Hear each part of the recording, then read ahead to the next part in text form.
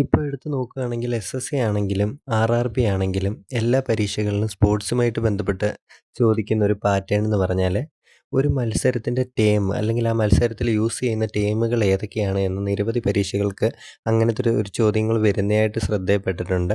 അപ്പോൾ അതുമായിട്ട് ബന്ധപ്പെട്ടൊരു ക്ലാസ്സാണ് ഇന്നെടുക്കാൻ ഉദ്ദേശിക്കുന്നത്. അപ്പോൾ ഓരോ മത്സരങ്ങളുടെയും ടേമുകൾ ഏതൊക്കെയാണ്, ഇല്ലെങ്കിൽ അതിലെ ടേമുകൾ എങ്ങനെയൊക്കെയാണ് യൂസ് ചെയ്യുന്നത് എന്ന് ജസ്റ്റ് ബ്രീഫാക്കി എടുക്കാനാണ് ഉദ്ദേശിക്കുന്നത്. അപ്പോൾ ഇതിൽ വേറെ ഡീറ്റെയിൽ ആയിട്ട് നിങ്ങൾ പഠിക്കണമെന്നില്ല. ഇതിലെ ടേമുകൾ ഏതാണെന്ന് മാത്രം നിങ്ങളൊന്ന് മനസ്സിലാക്കി വെക്കുകയാണെന്നുണ്ടെങ്കിൽ ഉറപ്പായിട്ടും നിങ്ങൾക്കിത് ആൻസർ ചെയ്യാൻ വേണ്ടി പറ്റുന്നതായിരിക്കും. ഇതിൽ ഓപ്ഷൻസ് എടുത്ത് നോക്കിക്കഴിയുമ്പം ഒരു മത്സരത്തിൽ നിന്ന് ഒരു ടീം മാത്രമാണ് അവർ ഓപ്ഷനിൽ ഇതുവരെ തന്നതായിട്ടുള്ളത്. എസ്എസ്സിയുടെ ആണെങ്കിൽ മെയിൻ ഒരു പാറ്റേൺ അങ്ങനെ വരുന്നത്. ഒരു മത്സരത്തിൽ നിന്ന് ഒരൊറ്റ ടീം മാത്രം എടുത്ത് ഓപ്ഷനിൽ ഇടുകയായിരിക്കും. അപ്പോൾ നമ്മൾ ഈ മത്സരമായിട്ട് ബന്ധപ്പെട്ട ടീം ഏതാണെന്ന് മനസ്സിലാക്കി കഴിഞ്ഞാൽ ഈസി ആയിട്ട് ഇത് ആൻസർ ചെയ്യാൻ പറ്റുന്നതായിരിക്കും. ഇത് സിമ്പിളായിട്ട് പറഞ്ഞു കഴിഞ്ഞാൽ ബാഡ്മിൻ്റൺ. അപ്പോൾ ബാഡ്മിൻ്റണുമായിട്ട് ബന്ധപ്പെട്ട ടീമുകൾ ഏതൊക്കെയാണ് എന്ന് മനസ്സിലാക്കിയാൽ നിങ്ങൾക്കിത് ഈസിയായിട്ട് ആൻസർ ചെയ്യാൻ പറ്റും. അല്ലെങ്കിൽ അവർ തരുന്ന ഓപ്ഷനിൽ തരുന്ന ടീം ഏത് മത്സരമായിട്ട് ബന്ധപ്പെട്ടതാണ് എന്ന് നിങ്ങൾ ജസ്റ്റ് ഒന്ന് മനസ്സിലാക്കി വെച്ചിരുന്നാൽ നിങ്ങൾക്കിത് ഈസിയായിട്ട് ആൻസർ ചെയ്യാൻ വേണ്ടി പറ്റും. അല്ലാതെ ഇതിലെ ഓരോ റൂളും ഓരോ നിയമവും എന്താണ് എന്ന് പഠിച്ച് നിങ്ങൾ ടൈം കളയേണ്ട ആവശ്യവും വരുന്നില്ല. അപ്പോൾ ഓരോ മത്സരമായിട്ട് ബന്ധപ്പെട്ട ടീം ഏതാണെന്ന് ജസ്റ്റ് ഒന്ന് കാണിച്ചു പോവാണ്. നിങ്ങൾക്ക് സ്ക്രീൻഷോട്ട് എടുത്തോ പഠിക്കാം. അല്ലെങ്കിൽ ജസ്റ്റ് ഒന്ന് നോക്കി പോയാലും മതി. ഒരൊറ്റ തവണ ഈ ക്ലാസ് കണ്ടാൽ തന്നെ നിങ്ങൾക്കിത് പഠിച്ചു പോകാൻ സാധിക്കുന്നതായിരിക്കും.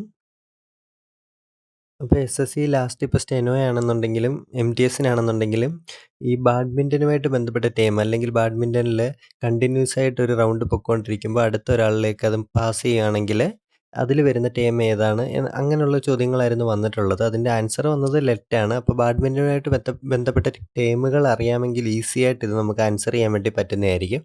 അപ്പോൾ ബാഡ്മിൻ്റനുമായിട്ട് ബന്ധപ്പെട്ട കുറച്ച് ടീമുകളാണ് താഴെ പറഞ്ഞിരിക്കുന്നത്. അത് ജസ്റ്റ് ഒന്ന് നിങ്ങൾ നോക്കി വെച്ചാൽ മതി. ഒന്ന് ഓർമ്മയിൽ വെച്ചാൽ മാത്രം മതി. അല്ലാതെ ഇത് കാണാതെ പഠിക്കണോ അല്ലെങ്കിൽ ഇതിൽ ഓരോ ടീമുകൾ എന്തൊക്കെയാണ് എന്നൊന്നും ഡീറ്റെയിൽ ആയിട്ട് പഠിക്കേണ്ട ആവശ്യം വരുന്നില്ല.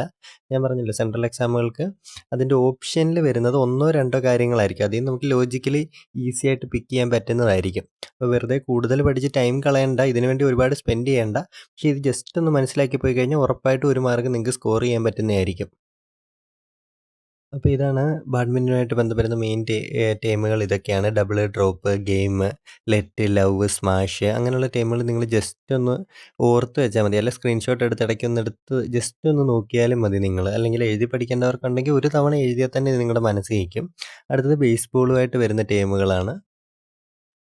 ഈ ബേസ്ബോളുമായിട്ട് ബന്ധപ്പെട്ട് വരുന്ന പ്രധാന ടീമുകൾ bunting, diamond, home, picture, put out, strike. അതാ ഞാൻ എപ്പോഴും പറയുന്ന പോലെ തന്നെ ഇത് ഡീറ്റെയിൽ ആയിട്ട് നിങ്ങൾ മനസ്സിലാക്കേണ്ട. ബേസ്ബോളിൽ വരുന്ന ടീമുകൾ ഇതാണെന്ന് നിങ്ങൾക്ക് മനസ്സിലാകുമ്പോൾ തന്നെ ഇതിന് ഈസി ആയിട്ട് നിങ്ങൾക്ക് പിക്ക് ചെയ്യാൻ വേണ്ടി പറ്റുന്നതായിരിക്കും. കാര്യം ഓപ്ഷൻ അങ്ങനെ തരികയുള്ളൂ. ഇതുവരെ അങ്ങനെ ഒരു പാറ്റേണിലാണ് സെൻട്രൽ എക്സാമുകൾക്ക് കണ്ടിട്ടുള്ളത്. അടുത്തത് വരുന്നത് കബഡി. കബഡിയുമായിട്ട് ബന്ധപ്പെട്ട് വരുമ്പോൾ കാൻറ്റ്, റൈഡർ, റെയ്ഡ്, സ്ട്രഗിൾ അങ്ങനത്തെ ടീമുകളാണ് വരുന്നത്. അടുത്തത് ചോദിച്ചു കണ്ടിട്ടുള്ളതാണ് ഖോ-ഖോ. അപ്പോൾ ഖോ-ഖോയുമായിട്ട് ബന്ധപ്പെട്ട് ചോദിക്കുന്നത് ഏത് ടീമാണെന്നുള്ളത് ഈസി ആയിട്ട് നമുക്ക് പിക്ക് ചെയ്യാൻ വേണ്ടി പറ്റും. ഇത് ജസ്റ്റ് ഒന്ന് മനസ്സിലാക്കി വെച്ചാൽ മതി. Chaser, runners, to give kho, shoulder line. അപ്പോൾ ഇങ്ങനത്തെ ടീമുകൾ ഒന്ന് മനസ്സിലാക്കി വെച്ചാൽ മതി ഖോ-ഖോയുമായിട്ട് ബന്ധപ്പെട്ട്. പിന്നീട് വരുന്നത് ബോക്സിംഗ് ആണ്. ബോക്സിങ്ങുമായിട്ട് വരുമ്പോൾ hook, jab, knockout, punch, upper cut ഇങ്ങനത്തെ ടീമുകളായിരിക്കും വരുന്നത്. അപ്പോൾ എന്താണെന്നുള്ളത് ജസ്റ്റ് ഈ വീഡിയോയിൽ തന്നെ നമ്മൾ പറഞ്ഞു പോകുന്നുണ്ട്. ഓരോ മത്സരമായിട്ടുള്ളത് പറഞ്ഞു പോകുന്നുണ്ട്. അപ്പോൾ നിങ്ങൾ ജസ്റ്റ് ഇമ്പോർട്ടൻ്റ് ആയിട്ടുള്ളത് എല്ലാ ടീമുകളും ഇതിലൊന്ന് ഓടിച്ചു പോകാൻ വേണ്ടി നമ്മൾ ശ്രമിക്കുന്നുണ്ട്. അപ്പോൾ ജസ്റ്റ് നിങ്ങളൊന്ന് സ്ക്രീൻഷോട്ട് എടുത്ത് വെച്ചാൽ മാത്രം മതിയായിരിക്കും. ഈസി ആയിട്ട് നിങ്ങൾക്ക് പിക്ക് ചെയ്യാൻ വേണ്ടി പറ്റും. അടുത്തത് വരുന്നത് ചെസ്സാണ്. അപ്പോൾ ചെസ്സുമായിട്ട് വരുമ്പോൾ ചെക്ക്, ചെക്ക്മേറ്റ്, ഗാംബിറ്റ്, സ്റ്റെയിൽമേറ്റ്. ഈ ചെസ്സുമായിട്ട് ബന്ധപ്പെട്ട് അവർക്ക് വേണമെങ്കിൽ ഒരു ചോദ്യം ചോദിക്കാം. ഓപ്പോണൻറ്റിനെ പരാജയപ്പെടുത്തുമ്പോൾ അല്ലെങ്കിൽ ലോസ് ചെയ്ത് കഴിയുമ്പോൾ എന്തായിരിക്കും അതിന് നമ്മൾ വിളിക്കേണ്ടത്, അല്ലെങ്കിൽ എന്ത് കോളായിരിക്കും നമ്മളതിന് വിളിക്കേണ്ടത് എന്നൊരു ചോദ്യം വരാൻ വേണ്ടി പറ്റും. അപ്പോൾ നമുക്ക് ഈസി ആയിട്ട് പറയാൻ വേണ്ടി നമുക്ക് ജസ്റ്റ് ഈ ടേമുകൾ മനസ്സിലാക്കുമ്പോൾ തന്നെ നമുക്ക് പറയാൻ വേണ്ടി പറ്റും ചെക്ക്മേറ്റ്. അത് അങ്ങനത്തെ ലോജിക്കലായിട്ടുള്ള കാര്യങ്ങൾ മാത്രമേ അവർ ചോദിക്കാറുള്ളൂ. അല്ലാതെ വലിയ ഡീറ്റെയിൽ ആയിട്ട് ഇതിൽ നിന്ന് വലിയ വലിയ ചോദ്യങ്ങൾ വരും എന്ന് വിചാരിച്ച് ഇതിനു വേണ്ടി ഒരുപാട് ടൈം കളയേണ്ട ആവശ്യവും വരുന്നില്ല. നമ്മൾ ഒരു ചോദ്യം വന്നാൽ ഈസി ആയിട്ട് അത് പിക്ക് ചെയ്യേണ്ടി വരും. പിന്നെ ക്രിക്കറ്റുമായിട്ട് ബന്ധപ്പെട്ട് ഇതുപോലത്തെ ചോദ്യങ്ങൾ വരാറുണ്ട്. എൽബിഡബ്ല്യു ആണെന്നുണ്ടെങ്കിലും ബൗളിംഗ് ആണെന്നുണ്ടെങ്കിലും ബൗൺസർ ആണെന്നുണ്ടെങ്കിലും ക്രീസ് എന്താണെന്നുള്ളതാണെങ്കിലും കവർ പോയിന്റ് ഏതാണെന്നുള്ളതാണെങ്കിലും സ്പിന്നർ, ലെഗ് ബൈ അങ്ങനെ ഒരുപാട് ചോദ്യങ്ങൾ ക്രിക്കറ്റുമായിട്ട് ബന്ധപ്പെട്ട് വരാൻ വേണ്ടി ചാൻസ് ഉണ്ട്. അപ്പോൾ ജസ്റ്റ് ഒന്ന് മനസ്സിലാക്കി വെച്ചാൽ മതി. ടീമുകൾ ഏതൊക്കെയാണ് ക്രിക്കറ്റുമായിട്ട് ബന്ധപ്പെട്ട ടീമുകൾ ഇമ്പോർട്ടൻ്റ് ആയിട്ടുള്ള ടീമുകൾ നമ്മൾ ഈ ക്ലാസ്സിൽ തന്നെ പറഞ്ഞു പോകുന്നുണ്ട്. ജസ്റ്റ് നോട്ട്സായിട്ട് തരുന്നുണ്ട്. അപ്പോൾ ഒന്ന് സ്ക്രീൻഷോട്ട് എടുത്ത് പിക്ക് ചെയ്താൽ മതിയായിരിക്കും ഈസി ആയിട്ടുള്ളത്. പിന്നീട് വരുന്നത് ഫുട്ബോളുമായിട്ട് ബന്ധപ്പെട്ട ഫുട്ബോളും നമുക്കറിയാവുന്നതേ ഉള്ളൂ. അത് ഈസി ആയിട്ട് ചെയ്യാൻ വേണ്ടി പറ്റും. എന്നാലും ഈ ടീമുകളൊന്ന് ഓർത്ത് വെക്കാൻ വേണ്ടി ശ്രമിക്കുക. ട്രിബിൾ ആണെങ്കിലും ഡ്രോപ്പ് കിക്ക് ആണെങ്കിലും foul, hat trick, offside, penalty, throw in, touch down ഇതൊക്കെ ഒന്ന് ജസ്റ്റ് ഒന്ന് നോട്ട് ചെയ്ത് വെക്കുക.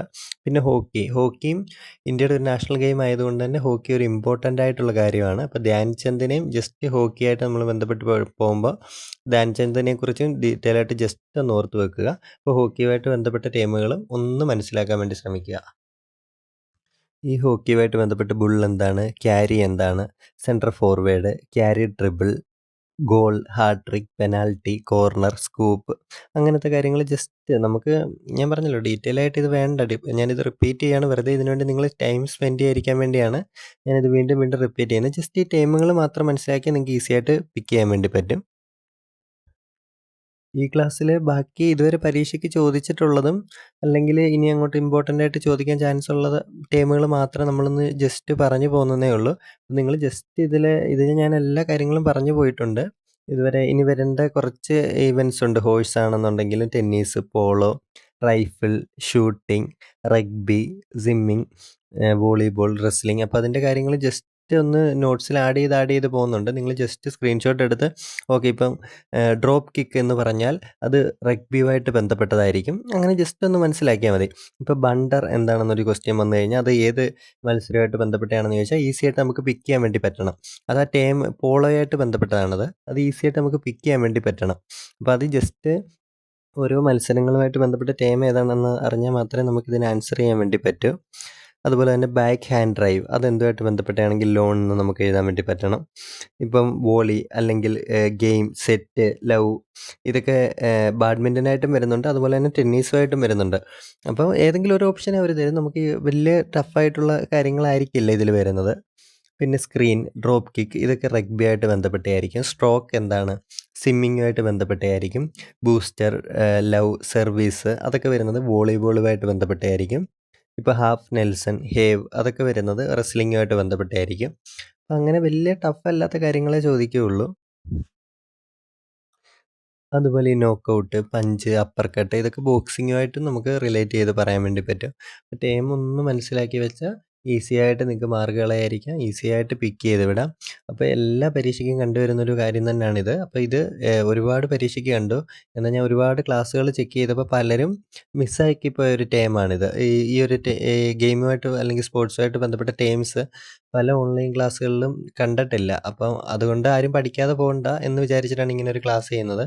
നിങ്ങൾ ജസ്റ്റ് ഒന്ന് മനസ്സിലാക്കി എപ്പോഴും ഞാൻ വീണ്ടും റിപ്പീറ്റ് ചെയ്യാണ്. ജസ്റ്റ് ഒന്ന് മനസ്സിലാക്കി വെച്ചിട്ട് പോയാൽ ഈ ടൈമുകൾ ഒരുപാട് തവണ ഈ ക്ലാസ്സിൽ തന്നെ റിപ്പീറ്റ് ചെയ്ത് കാണിക്കുന്നുണ്ട്. ഓരോ മത്സരത്തിൻ്റെ ഇപ്പോൾ ബാഡ്മിൻ്റൺ ആണെങ്കിലും ബേസ്ബോൾ ആണെങ്കിലും ചെസ് ആണെങ്കിലും ക്രിക്കറ്റ് ആണെങ്കിലും ഫുട്ബോൾ ആണെങ്കിലും അതിൽ വരുന്ന ടീമുകൾ ഏതൊക്കെയാണെന്ന് ജസ്റ്റ് ഒന്ന് മനസ്സിലാക്കി വെച്ചാൽ ഈസി ആയിട്ട് നിങ്ങൾക്കത് പിക്ക് ചെയ്യാൻ വേണ്ടി പറ്റും. അപ്പോൾ ഒരു മാർക്ക് നഷ്ടപ്പെടുത്തരുത്. ജസ്റ്റ് ഒന്ന് മനസ്സിലാക്കുക. ഒന്ന് സ്ക്രീൻഷോട്ട് എടുത്ത് വെച്ച് പഠിക്കുക, പഠിച്ചു പോവുക.